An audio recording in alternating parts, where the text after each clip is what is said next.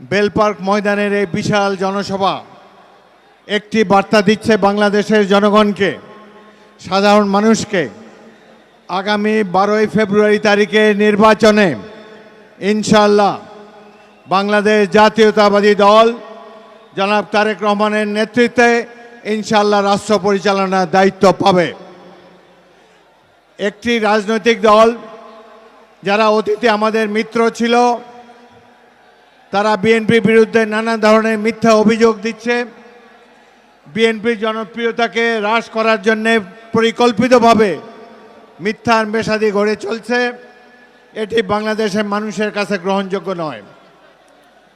আমি আমাদের বর্তমানে সমালোচনা করছেন যারা, সেই 71-এর স্বাধীনতা বিরোধী দলটিকে বলতে চাই, আমাদের কারো প্রতি কোনো বিদ্বেষ নাই।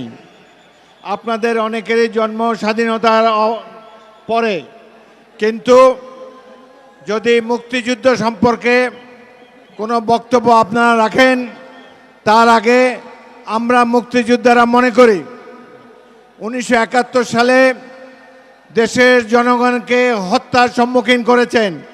বিশ্ববিদ্যালয় শিক্ষকদেরকে 14 ডিসেম্বর তারিখে হত্যা করেছেন।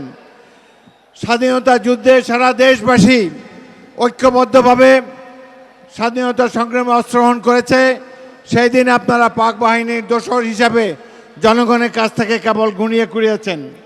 যাই হোক, আজকে মুক্তিযুদ্ধ সম্পর্কে বক্তব্য রাখার আগে আমরা দাবি করি, আপনারা আগে বাংলাদেশের সাধারণ মানুষের কাছে 1971 সালের অপকর্মের জন্যে, স্বাধীনতা বিরোধী কর্মকাণ্ডের জন্যে জনগণের কাছে ক্ষমা চান।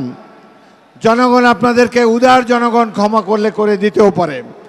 মিথ্যা প্রচারণা বিএনপির বিরুদ্ধে করবেন না।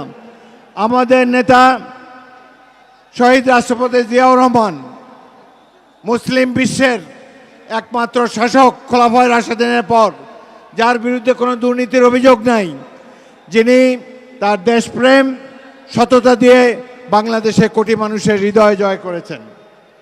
আরেকটি কথা বলতে চাই, আমি দ্বীপ জেলা ভোলার প্রতিনিধি।